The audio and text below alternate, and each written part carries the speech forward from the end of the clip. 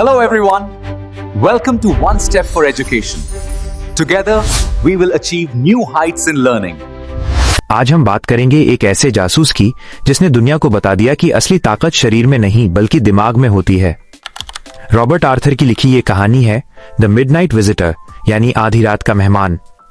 आमतौर पर secret agent का नाम सुनकर हमारे दिमाग में एक लंबे चौड़े सूट बूट पहने और हाथ में गन लिए इंसान की छवि उभरती है, लेकिन हमारा आज का हीरो आसेबल इस इमेज से बिल्कुल उल्टा था। आसेबल दिखने में बहुत मोटा था और उसकी चाल ढाल किसी आम इंसान जैसी थी।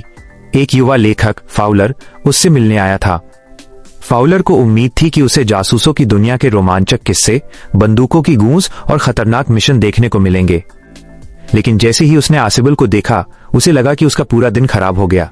वो काफी बोर महसूस कर रहा था। दोनों एक पुरानी और बदबूदार होटल की छठी मंजिल पर आसेबल के छोटे से कमरे की ओर बढ़ रहे थे। तभी आसेबल ने फाउलर के मन की बात भांप ली और मुस्कुराते हुए कहा, दोस्त, निराश होने की जरूरत नहीं है। बस कुछ ही पलों में तुम एक ऐसी रिपोर्ट देखने वाले हो जिसके लिए कई मर्द और औरतें अपनी जान जोखिम में डाल चुके हैं। यह रिपोर्ट देश का भविष्य तय करेगी। तैयार हो जाओ, रोमांच शुरू होने वाला है।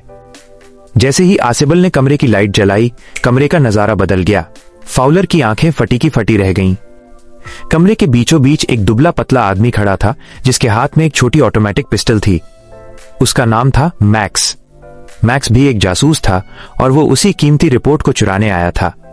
मैक्स ने धीरे से कहा, आसेबल, रिपोर्ट मेरे हवाले कर दो। मैं यहां मिसाइलों वाली उस नई रिपोर्ट का इंतजार कर रहा हूं। आराम से बैठ जाओ, अभी आधा घंटा बाकी है। फाउलर डर के मारे जम गया था, लेकिन आसेबल के चेहरे पर शिकन तक नहीं थी। उसने बड़े ही आराम से एक कुर्सी खींची और बैठ गया।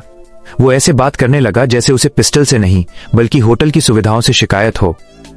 ये हद हो गई। मैं इस बार होटल मैनेजमेंट को नहीं छोड़ूंगा। ये महीने में दूसरी बार है जब कोई मेरी खिड़की के नीचे वाली उस बालकनी से सीधे कमरे में घुस आया है। फाउलर, क्या तुम देख रहे हो? ये बालकनी मेरे लिए सिरदर्द बन गई है। मैक्स ये सुनकर हैरान रह गया।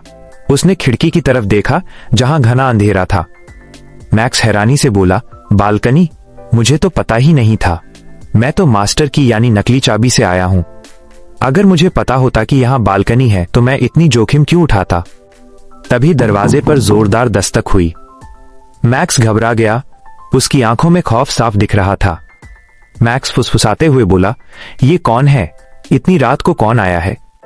आसेबल ने रहस्यमयी मुस्कान के साथ कहा, शायद पुलिस होगी। मैंने ही उन्हें फोन किया था ताकि इतनी जरूरी रिपोर्ट की सुरक्षा हो सके। अब अगर तुम नहीं छिपे तो वे अंदर आएंगे और पुलिस बिना हिचकिचाए गोली चला देगी। मैक्स अब पूरी तरह डर चुका था। उसने सोचा कि पुलिस से बचने का एक ही तरीका है, वही बालकनी। उसने अपनी गन फाउलर और आसेबल की तरफ तानी और पीछे हटते हुए खिड़की के मुंडेर पर चढ़ गया। मैक्स चिल्लाते हुए बोला, उन्हें वापस भेज दो वरना मैं गोली चला दूंगा। मैं बालकनी में इंतजार कर रहा हूं। मैक्स ने बाहर छलांग लगा दी। सन्नाटे में एक जोरदार चीख गूंजी। जैसे ही दरवाजा खुला, सामने कोई पुलिस नहीं थी। वहां तो होटल का वेटर खड़ा था जिसके हाथ में ट्रे और शराब की बोतल थी। वेटर बोला, सर, आपकी ड्रिंक। फाउलर हक्का बक्का रह गया। वो कांपते हुए बोला, लेकिन पुलिस और वो आदमी जो बालकनी में कूदा? आसेबल ने शांत भाव से कहा, दोस्त, कोई पुलिस नहीं थी और जहां तक उस मैक्स की बात है वो अब कभी वापस नहीं आएगा, क्योंकि यहां कोई बालकनी थी ही नहीं। तो दोस्तों, आसेबल ने अपनी हाजिर जवाबी से साबित कर दिया कि असली हथियार दिमाग होता है।